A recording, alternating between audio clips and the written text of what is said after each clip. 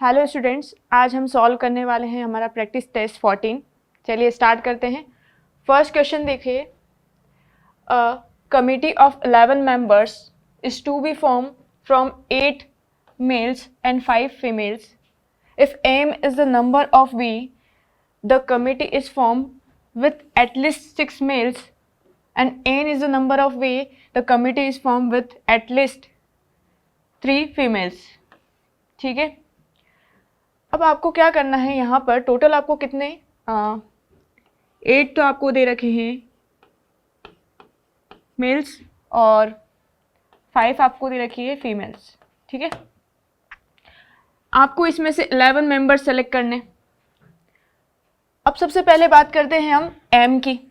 m क्या होगा, m में आपको 6 एटलीस्ट 6 मेल्स लेने, मतलब 6 या 6 से ज़्यादा ले सकते हैं। तो देखो क्या क्या केस बन सकता है, 6 मेल्स और हमारे 11 बनाने, तो इधर कितना लेना पड़ेंगे आपको, 5 फीमेल्स लेने पड़ेंगे। इधर नंबर बढ़ा दो 7 मेल्स और इधर से 4 फीमेल्स, ऐसे केस बनेंगे। अगर हम केस नहीं भी बनाते, है ना, ऐसे अगर देखें तो 7 है ना, 6 से स्टार्ट करते हैं, 6 मेल और हम 5 फीमेल्स ले लेंगे। ठीक है, और क्या ले सकते हैं, 7 मेल 4 फीमेल्स, ज़्यादा से ज़्यादा 8 मेल्स ले सकते हैं, 8 ही अवेलेबल है। और इधर कितने हो जाएंगे, 3 फीमेल्स। ये केसेस बनेंगे। अगर हम केस नहीं बनाते, सपोज हम केस नहीं बनाते, हम सिर्फ 11 चूज करते, तो हम क्या करते, ज़्यादा से ज़्यादा अगर हम सारी फीमेल्स लेते तो 5 ले लेते, तो 5 में से भी मुझे 6 मेल्स तो लेने ही पड़ते। 11 मेंबर्स मुझे सेलेक्ट करने थे इन टोटल्स, है ना, 8 मेल्स और 5 फीमेल्स में से। तो नॉर्मली अगर मैं कुछ नहीं सोचती तो मैं क्या करती, अगर मैं पूरी फीमेल्स ले लेती, है ना, और उसमें मुझे कितने मेंबर्स और चाहिए थे, 6 मेंबर और चाहिए थे, है ना, तो मैं ज़्यादा से ज़्यादा 5 ले सकती हूँ। तो मतलब मुझे 6 मेल्स तो लेने ही पड़ेंगे किसी भी केस में।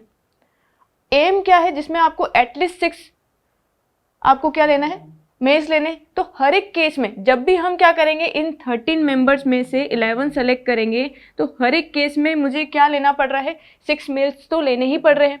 तो number of way of selecting 6 males, है ना, एटलीस्ट 6 मेल्स फ्रॉम 13 मेंबर्स कितने हो जाएंगे, 13 से 11। उसी तरीके से अगर हम देखें तो एन क्या है, एन उन्होंने बोला है the number of way the committee is form with at least 3 females. तो 3 फीमेल्स लेना है आपको। अब अगर आपने पूरे 8 ले लिए मेल्स, तो आपको 3 लेने ही पड़ेंगे। ज़्यादा से ज़्यादा आप मेल्स ये वाला ग्रुप बना सकते हो, है ना, और 3 से कम फीमेल्स तो आप किसी भी केस में ले ही नहीं सकते, क्योंकि यहाँ पे 9 मेल्स होते तब जाके यहाँ पे हम 2 फीमेल्स ले सकते थे, क्योंकि हमें टोटल 11 मेंबर्स चाहिए। तो ऐसा कोई केस बन ही नहीं रहा है जब हम क्या कर पा रहे हैं, 3 फीमेल्स से कम फीमेल्स लेकर हम 11 का ग्रुप फॉर्म कर पा रहे। ठीक है, तो इसको सेलेक्ट करने के तरीके क्या हो गए कि 13 से 11, मतलब आप टोटल मेंबर जो 13 है उसमें से आप कैसे भी 11 मेंबर सेलेक्ट करोगे, हर एक केस में आपके 3 फीमेल्स आ ही रही है, एटलीस्ट 3 फीमेल्स, और एटलीस्ट 6 मेल्स वाली कंडीशन भी फुलफिल हो रही है। तो हमारी m और n की वैल्यू है ना, क्योंकि m भी 13 से 11 है और n भी 13 से 11 है, तो m इक्वल्स टू n है हमारा। ठीक है, अब इक्वल वाले केस भी आपके पास 3 ऑप्शंस है, तो इसको सिंप्लीफाई कर लेते हैं। ये कितना बनेगा, 13, इधर हो जाएगा 2, 11, 13, 12,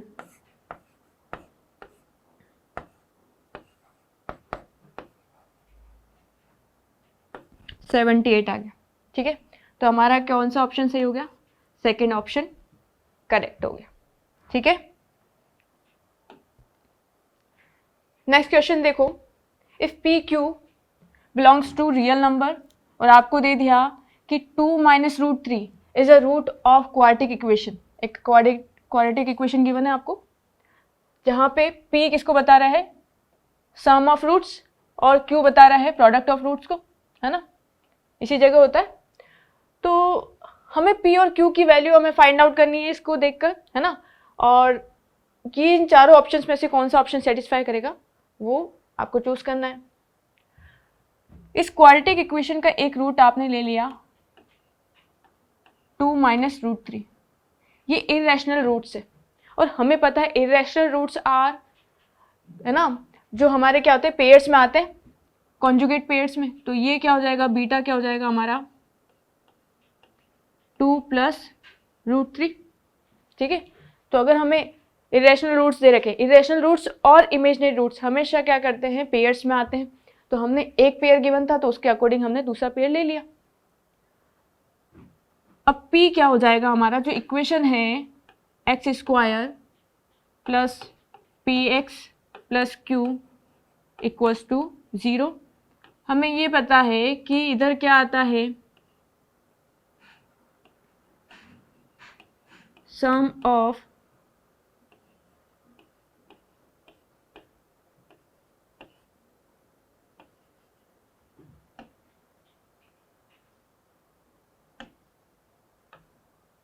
और इधर आता है प्रोडक्ट ऑफ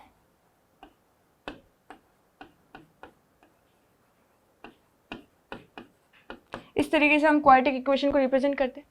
तो हमारा सम ऑफ रूट्स क्या हो जाएगा, इधर क्या गिवन है माइनस पी और हमारे रूट्स का हम सम कर देते हैं तो हमें क्या मिलेगा, सम करोगे तो माइनस रूट 3 से रूट 3 कैंसिल आउट हो जाएगा, इधर मिल जाएगा 4। तो पी का वैल्यू आपके पास आ गया है -4 और क्यू रिप्रेजेंट करेगा प्रोडक्ट को, ठीक है। तो प्रोडक्ट करेंगे तो हमें क्या मिलेगा a plus b, a minus b का फॉर्मूला, तो 4 माइनस 3 तो आपको मिल गया है 1। अब p की वैल्यू और q की वैल्यू है हमारे पास। अब यहाँ पे ऑप्शंस में सेटिस्फाई करा के देख लेते हैं। फर्स्ट ऑप्शन देखो, इधर फर्स्ट ऑप्शन में क्या हो जाएगा p का स्क्वायर 16 और -4 प्लस 12, ये वैसे भी पॉजिटिव नंबर्स ज़्यादा हैं तो ये कभी भी 0 बनेंगे नहीं। और उसी तरीके से आप सेकेंड ऑप्शन देखो, सेकेंड ऑप्शन में क्या हो जाएगा 1 और -16 प्लस 14, ये 0 नहीं बन रहा है। थर्ड ऑप्शन में देखते हैं, इधर क्या बन जाएगा क्यू स्क्वायर और प्लस 16 -16, ये भी 0 नहीं बन रहा है ना। 3 तो कैंसिल हो गई तो 4 तो करेक्ट हो गई सही, फिर भी चेक कर लेते हैं। तो इधर क्या बन जाएगा हमारा 16 -4 -12, तो हमें क्या मिल जाएगा 16 - 16 0 मिल गया, तो हमारा फोर्थ ऑप्शन करेक्ट है।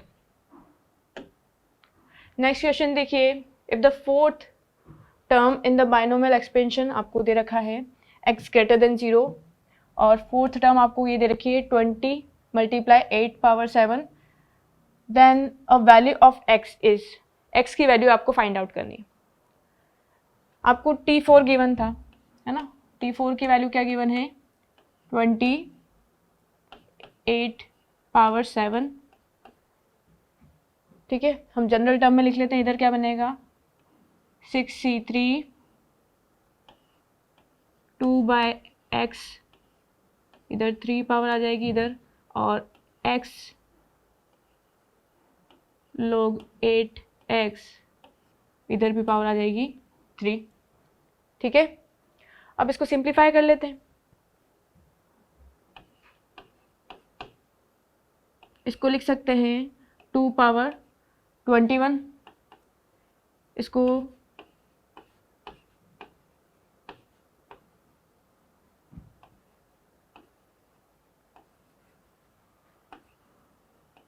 x की पावर्स देख लेते हैं, इधर तो बनेगा आपका, और इधर x की पावर ऊपर जाएगी तो -3 बन जाएगी। अब इसमें से क्या कर लेते हैं हम, यहाँ पे भी 2 है, इधर पावर्स हटा देंगे, है ना, तो इधर कितना बन जाएगा आपका 20, है ना, इसमें से 3 सब्ट्रैक्ट कर देते हैं तो इधर मिल जाएगा आपको 18, 6, 5, 4 और इधर बन जाएगा हमारा ये भी 6, है ना, एक 3 फैक्टोरियल तो उधर हट जाएगा और नीचे एक फैक्टोरियल 3 बचा था, उसका वैल्यू 6 से 6 कट जाएगा। और इधर देखें तो 20 इधर भी आ रहा है, ये भी कैंसिल आउट हो जाएगा। ठीक है, तो अब बचा है सिर्फ x की पावर्स बची है। ठीक है, अब इधर क्या आ रहा है, हमें ये पता है कि log हमें कोई भी दे दिया, एक कांस्टेंट दे दिया, जैसे a की पावर 3 दे दिया और इधर b आ रहा है, तो ये पावर जो है बेस की वो 1 अपॉन में आएगी। ये बनेगा हमारा log बेस a b बन जाएगा ना, log b बेस है। यहाँ पे हमें मिल जाएगा log x बेस 2 पावर 3 बनेगा 8, इधर मिल गया आपको -3। ठीक है यहाँ तक। अब ओवरऑल हमारा सिर्फ 2 पावर 18 बचा हुआ है, तो 2 पावर 18 इसको थोड़ा सा सिस्टमेटिक लिख देते हैं।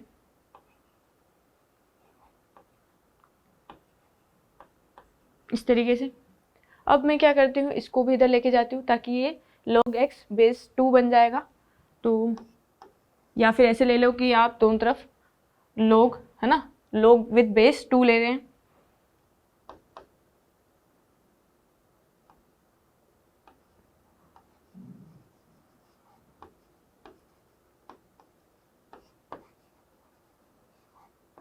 जब आप बोथ साइड log लोगे विद बेस 2, तो यहाँ पे क्या होगा, जो log के पावर्स में होगा वो आगे आ जाएगा, तो इधर आगे आ गया। ठीक है, तो अब हम क्या कर लेते हैं, इसको सिंप्लीफाई करने के लिए इसको t कंसिडर कर लेते हैं। log x बेस 2 को हम t कंसिडर कर लेते हैं, तो हमें एक इक्वेशन दिखाई देगी। देखते हैं इधर क्या मिल रहा है, 18 equals to t square minus 3t।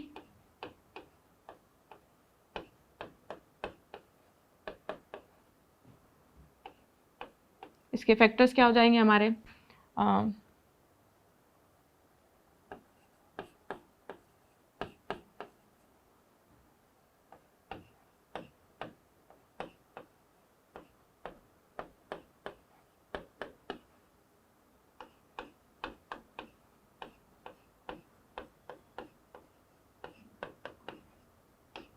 t की आपको दो वैल्यू मिल गई है, 6 और -3।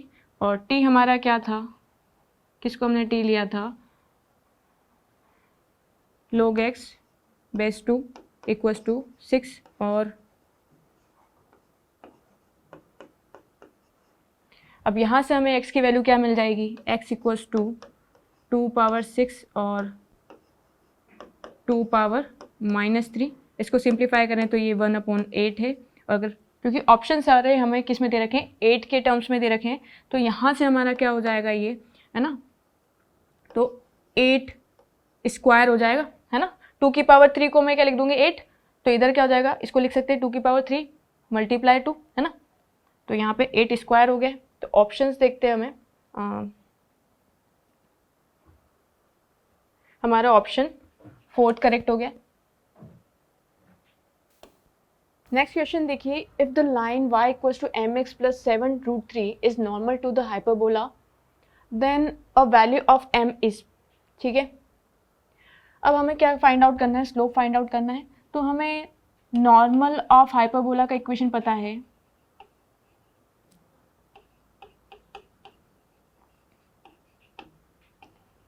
ax cos theta plus by cot theta equals to a square plus b square, normal of hyperbola होता है। हम क्या करते हैं, यहाँ से हमें a की वैल्यू कितनी मिल रही है, इससे कंपेयर करेंगे। स्टैंडर्ड इक्वेशन हाइपरबोला की क्या होती है,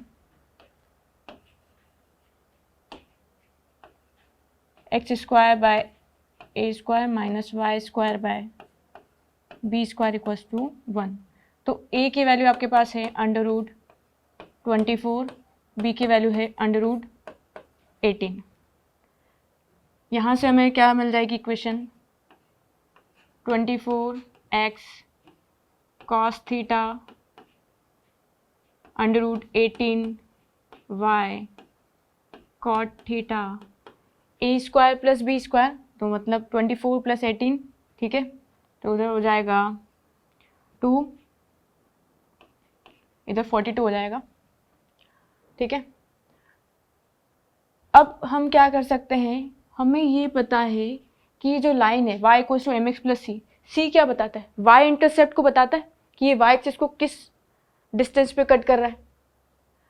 तो हम क्या कर देते हैं, y इंटरसेप्ट निकाल लेते हैं। तो x की वैल्यू 0 रखने पे ये जो हमें नॉर्मल का इक्वेशन है उसका y इंटरसेप्ट निकाल लेते हैं। x की वैल्यू 0 रखेंगे तो y की वैल्यू क्या मिल रही है मुझे, y इक्वल्स टू 42/√18 और इधर से मिल गया हमें, इधर डिवाइड में जाएगा cot थीटा, है ना, तो ये tan थीटा लिख सकते हैं, ठीक है। और इसकी वैल्यू किसके इक्वल है, 7√3 के इक्वल है।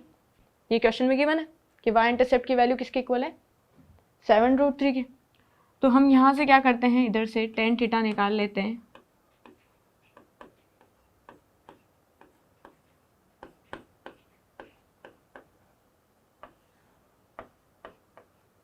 इस 18 को हम क्या लिख देंगे,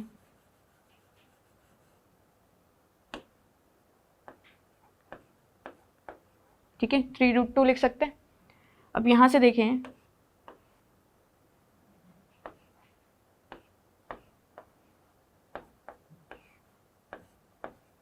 √3/2 आपको वैल्यू मिली है tan थीटा की।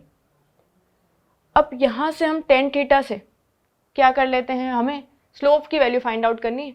तो स्लोप यहाँ से क्या हो जाएगा, इस इक्वेशन से हम स्लोप देखें तो स्लोप हमारा किसके इक्वल है, m equals to minus coefficient of x by coefficient of y,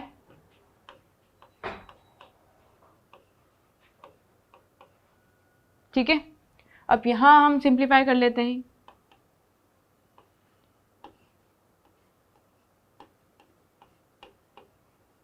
ये हमारा क्या बन जाएगा, साइन थीटा।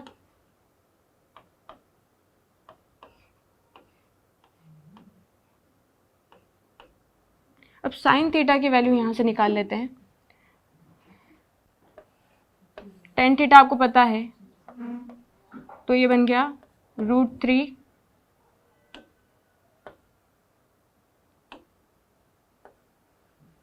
√2, ये बन जाएगा आपका √5। तो साइन थीटा की वैल्यू क्या मिल जाएगी आपको, √3/5।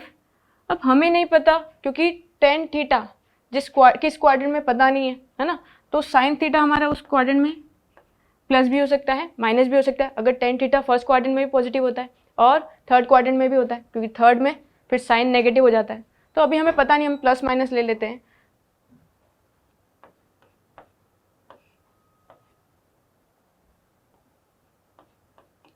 ओवरऑल आपको क्या मिला है, +-2/√5, ठीक है। ऑप्शंस देख लेते हैं, ऑप्शन में क्या दिख रहा है आपको, 2 ± √5, फर्स्ट ऑप्शन आपका करेक्ट हो गया। नेक्स्ट क्वेश्चन देखो, if one of the focal code of parabola आपको दे रखा है एट 1,2, एक आपको जो उसका फोकल कोड का एक एंड पॉइंट दे रखा है, the length of focal code आपसे पूछ रहे हैं। अब ये जो पैराबोला है वो x एक्सिस से अलॉन्ग ओपन करने वाला है ना, पॉजिटिव x एक्सिस के अंदर, y² = 16x, a का वैल्यू आपको मिल गया है 4, ये आपका फोकस हो गया। एक एंड पॉइंट जो आपको गिवन है वो हो गया हमारा 1,4, ठीक है।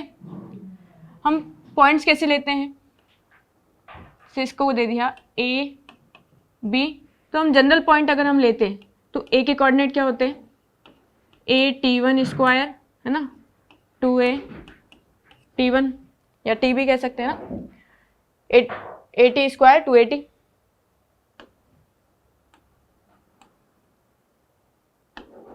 ठीक है। तो यहाँ से हम कंपेयर कर लेंगे, जैसे 4 = 2, a की वैल्यू आपके पास 4 है, तो आपको t की वैल्यू क्या मिल रही है, 1/2 मिल रही है। आपसे पूछी हुई है length of focal code, length of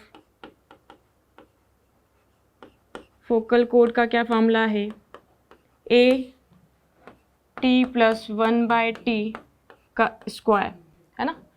अगर हम कोऑर्डिनेट को क्या लेते, A T one square 2a t1, और दूसरे कोऑर्डिनेट को आप ले लेते A T to square 2a t2, है ना। और फोकल कोड है तो t1 t2 इक्वल्स टू -1 का रिलेशन होता है, उसी के जब आप डिस्टेंस फॉर्मूला लगाओगे उसी रिलेशन से आपका ये ड्राइव हुआ है ना। तो हम डायरेक्ट याद रखेंगे कि focal length of focal code क्या हो जाती है, ये हो जाती है। तो आप वैल्यू रख देते हैं,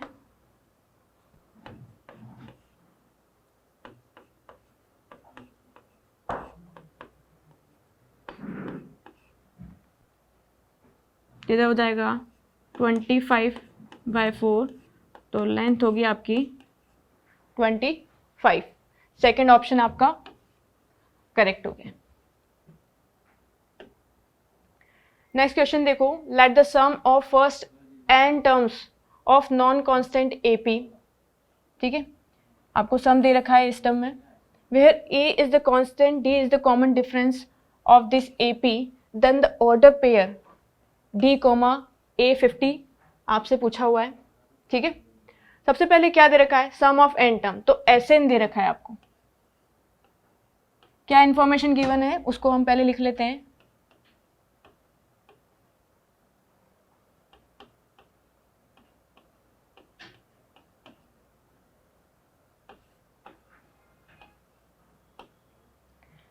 आपको Sn गिवन है, अब A50 पूछा है तो हमें पहले तो इसकी nth टर्म निकालते हैं सम से। तो हमारा अगर Tn को अगर मैं क्या बोल देती हूँ इसकी nth टर्म, तो हमें कैसे मिलेगी, Sn माइनस 1। n टर्म्स का जो सम होगा उसमें से n माइनस टर्म्स का जो सम होगा वो सब्ट्रैक्ट करने से आपको क्या टर्म मिल जाएगी, nth टर्म मिल जाएगी। इसको सिंप्लीफाई कर लेते हैं,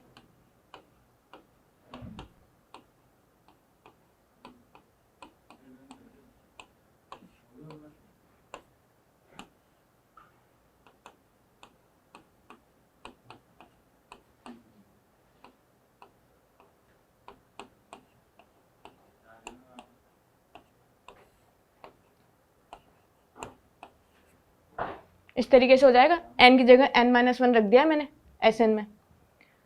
अब इसको सिंप्लीफाई कर लेते हैं, इधर मिल रहा है आपको 50n, इधर नेगेटिव में 50n मिलेगा, और इधर से क्या मिल जाएगा, इधर माइनस से मल्टीप्लाई होगा तो प्लस का 50 बचा है, ठीक है। अब n/2 अगर हम कॉमन ले लें, क्योंकि इस टर्म में भी n/2 आ रहा है, इधर भी आ रहा है, a भी कॉमन ले लेते हैं,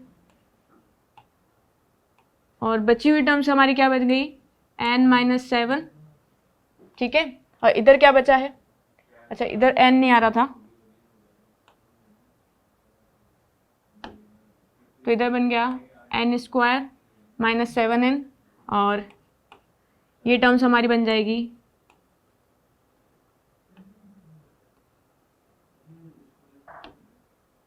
माइनस, इधर ले लेते हैं, तो इधर बन गया n² - 9n + 8,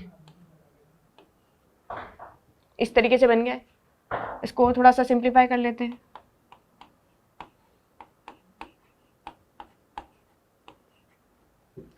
n² से n² कैंसिल हो जाएगा, इधर कितना बन जाएगा आपका, ये प्लस का 9 बन गया है, तो इधर 2n और -8, ओवरऑल हमें क्या मिल रहा है 50, 2 कॉमन लेकर कैंसिल आउट हो रहा है, तो इधर बन गया आपका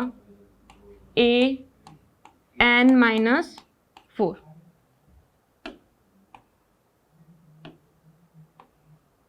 ठीक है। यहाँ तक ये आपको nth टर्म मिल गई। आपसे पूछा है A50, तो उसको हम यहीं पे ले लेते हैं, अगर n की वैल्यू 50 हो जाए, है ना, तो उसी को A50 कह देंगे, है ना, इसी को Tn बोलो या An बोलो। तो इधर से हमें क्या मिल जाएगा, 50 + 50 - 4, तो इधर बन जाएगा 46a, ठीक है। तो आपका ऑप्शन, ये दो ऑप्शन सेकंड और फोर्थ, इन दोनों में से कोई एक करेक्ट होगा। अब और चेक करते हैं, और क्या पूछा था इन्होंने, डी और पूछा है ना। अगर ऑप्शन नहीं मिलते तो हम यहीं से कर देते हैं उसको, और अगर हमें डी निकालना है तो डी कैसे निकलेगा, A n minus a n, है ना। मतलब हम क्या करते हैं, जैसे हमें डी निकालना तो a2 माइनस a1 कर देते, वैसे ही nth टर्म में से n माइनस 1 वाली टर्म सब्ट्रैक्ट करने से हमें d मिलेगा। तो nth टर्म हमारी कितनी थी, 50 plus n minus 4 a minus 50 plus a, n minus 1 करूँगी तो इधर n माइनस 5 आ जाएगा, 50 से 50 कैंसिल आउट हो जाएगा, और na से na भी कैंसिल आउट हो जाएगा, इधर बचेगा -4a, इधर 5a प्लस का हो जाएगा ना, क्योंकि इधर भी एक माइनस है इधर भी माइनस है, तो 5a माइनस 4a, तो हमें मिल गया d की वैल्यू क्या मिल गई, a मिल गई। तो आपका ऑप्शन क्या हो जाएगा, d की वैल्यू तो हमारी a है, और a 50 की वैल्यू कितनी है, 50 प्लस 46a, तो सेकेंड ऑप्शन करेक्ट हो गया, है ना। नेक्स्ट क्वेश्चन देखो, द वैल्यू ऑफ, आपको ट्रिग्नोमेट्रिक इक्वेशन दे रखी है, इसकी वैल्यू आपको फाइंड आउट करनी है। इसको हम क्या कर लेते हैं, 2 से मल्टीप्लाई कर लेते हैं, तो ये बन जाएगा हमारा 2 cos square 10 degree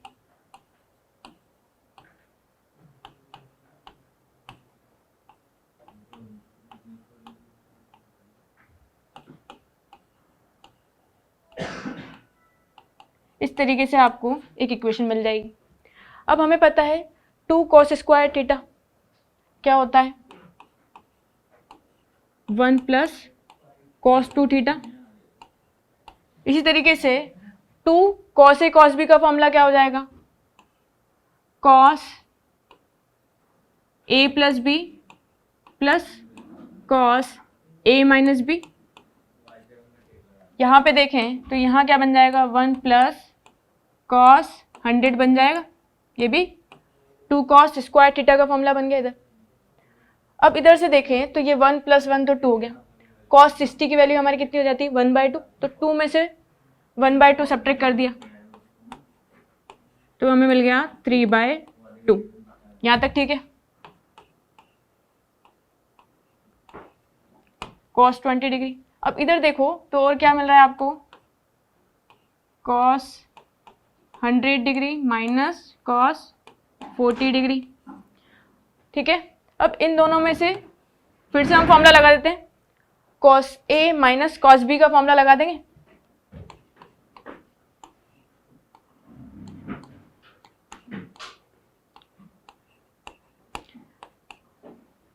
cos a माइनस cos b का फॉर्मूले में क्या होता है, -2 sine a plus b by 2, तो इधर कितना हो जाएगा 70 a माइनस बी बाई 2, है ना।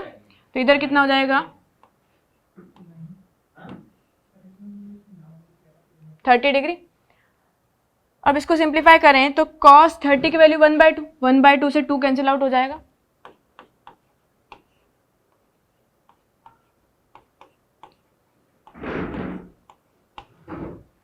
ओवरऑल हमें क्या मिल रहा है, साइन 70 मिल गया। और हमें पता है जो साइन 70 है ना, क्योंकि हमें पता है साइन थीटा इक्वल्स टू, है ना, हम क्या लिख सकते हैं 90 माइनस थीटा, जो हमारा, या फिर ऐसे लिख लें,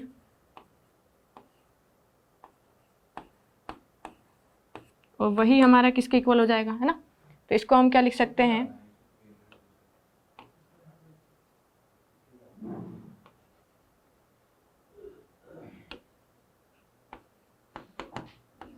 साइन थीटा लिख सकते हैं।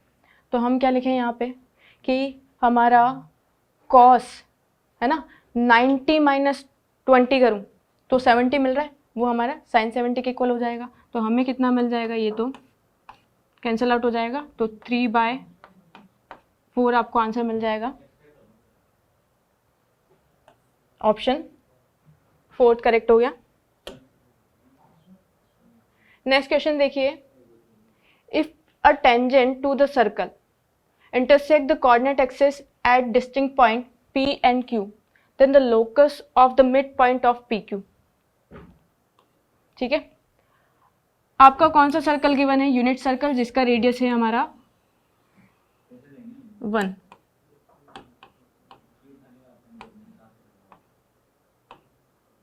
ठीक है, और एक टेंजेंट ड्रॉ कर लेते हैं।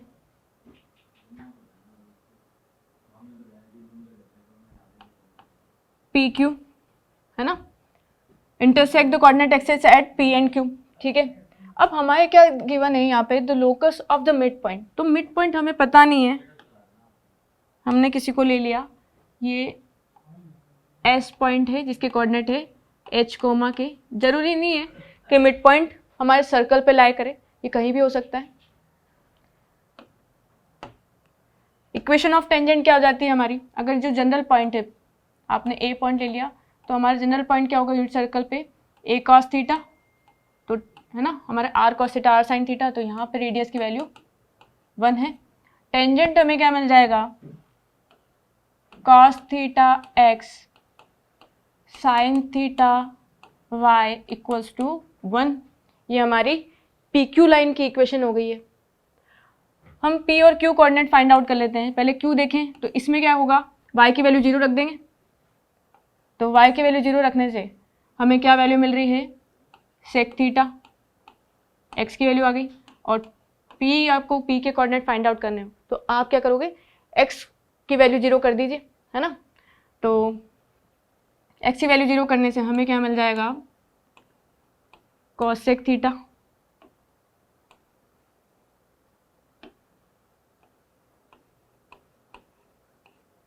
यहाँ तक की बात ठीक है। आपको कोऑर्डिनेट्स मिल गए पी और क्यू के। अब एस आपका मिड पॉइंट है, तो मिड पॉइंट तो आपको पी और क्यू के कोऑर्डिनेट को ऐड करके बाय 2 करेंगे तो हमें एस के कोऑर्डिनेट मिलेंगे। तो एच कॉमा के जो हमारे मिड पॉइंट के कोऑर्डिनेट हैं वो किसके इक्वल है, sec theta by 2 cosec theta by 2 के इक्वल है। यहाँ से हमें क्या वैल्यू मिल जाएगी, 2h equals to sec theta 2k equals to cosec theta, cos का वैल्यू हो जाएगा 1/2h, और साइन का वैल्यू क्या हो जाएगा 1/2k। तो अब लोकस फाइंड आउट करना है, तो sign square theta plus cos square theta क्या हो जाएगा 1, तो इधर से वैल्यू मिल जाएगा 1/4h square 4k square equals to 1। Simplify कर लेते हैं इसको, तो इधर से क्या मिल जाएगा, k square plus h square plus 4h square k square, और लोकस हमारा हो गया x square plus y square 4x square y square. Locus के लिए h को x से, k को y से बदल देते हैं। ऑप्शन देख लेते हैं, तो हमारा ऑप्शन फर्स्ट करेक्ट हो गया। ठीक है, नेक्स्ट क्वेश्चन देखो, आपको क्या गिवन है, एक एस एक सेट है जिसमें थीटा के वैल्यू -2π से 2π के बीच में लाई कर रही है। इक्वेशन दे दी है ना, इसको सेटिस्फाई करने वाले थीटा ही एस सेट के अंदर आएंगे। Then the sum of elements of S, जितने भी सॉल्यूशंस आएंगे, मतलब थीटा की जितनी भी वैल्यूज होगी उन सब का सम पूछ रहे हैं आपसे। पहले इसको सिंप्लीफाई कर लेते हैं। इसको क्या लिख सकते हैं, 2 cos स्क्वायर थीटा को मैं लिख देती हूँ 1 minus sine square theta, sine में बदल दी मैंने ताकि मुझे साइन में एक क्वाड्रेटिक मिल जाए, है ना, सिंप्लीफाई करने में इजी रहेगा। इसको मैं क्या कर लेती हूँ, है ना, माइनस और कॉमन ले लेते तो ये बन जाएगा 2 sign square theta minus 3 sine theta minus 2, है ना। मैंने क्या करा, माइनस कॉमन ले लिया तो ये चेंज हो गया इनके साइन। इसके फैक्टर्स कर लेते हैं, तो हमें क्या मिल जाएगा, 2 sign square theta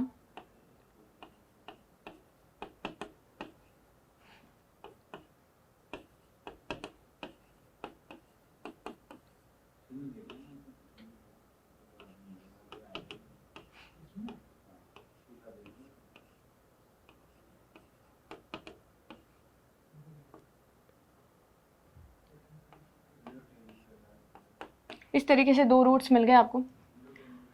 sine theta की 2 वैल्यूज आ रही है, साइन थीटा इक्वल्स टू 2 और -1/2, अब हमें पता है साइन थीटा की वैल्यू कभी 2 तो हो ही नहीं सकती, तो -1/2 से देखते हैं। Sine theta equals to -1/2। आपको थीटा किस में आना चाहिए,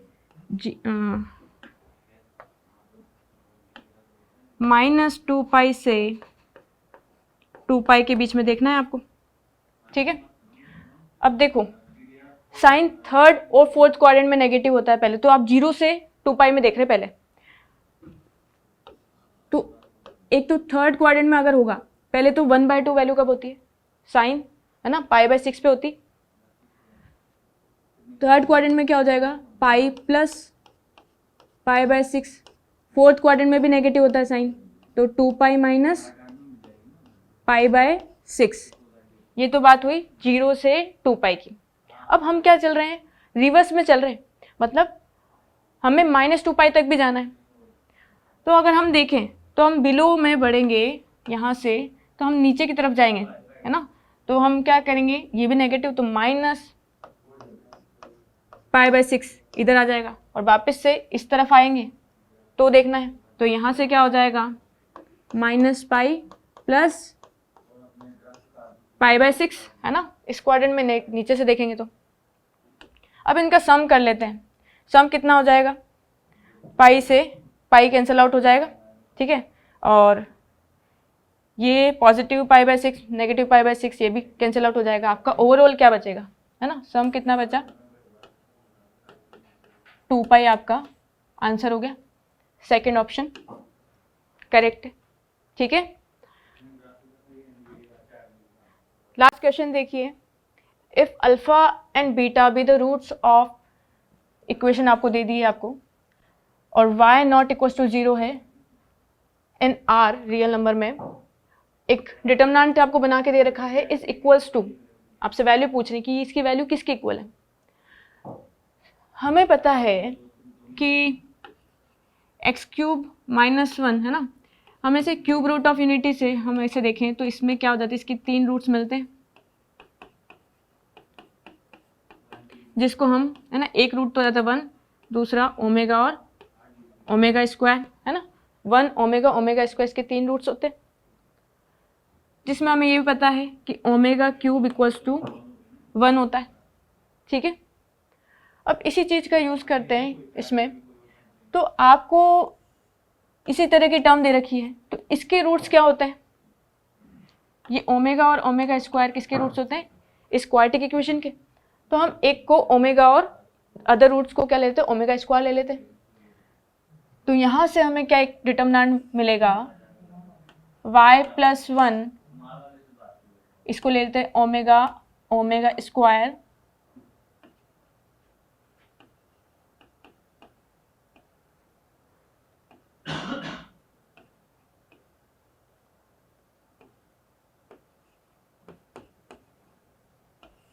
इस तरीके से हमें डिटर्मिनेंट मिल गया। इसको सिंप्लीफाई कर लेते हैं, हम क्या कर लेते हैं, इधर R1 में एक ऑपरेशन लगाते हैं, R1 + R2 + R3, ठीक है।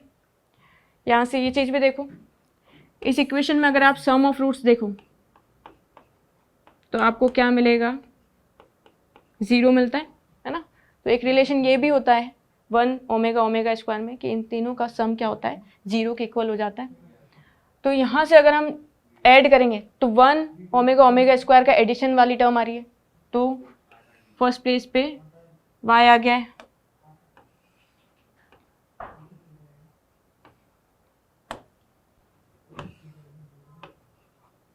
ठीक है। इधर भी देखें तो यहाँ पे भी वही क्रिएट हो रहा है, तो इधर भी y आ जाएगा और इधर भी y फॉर्म हो रहा है, ठीक है। अब देखोगे तो यहाँ पे 1 + ओमेगा ओमेगा स्क्वायर वाली टर्म आ रही है।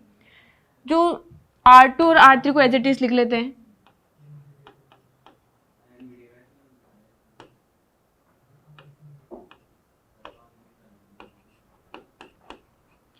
R1 से आपका y कॉमन आ रहा है, y कॉमन निकाल के हम क्या कर देते हैं, R1 के करस्पॉन्डिंग एक्सपेंड कर देते हैं, तो इधर से क्या मिल जाएगा आपको 1 +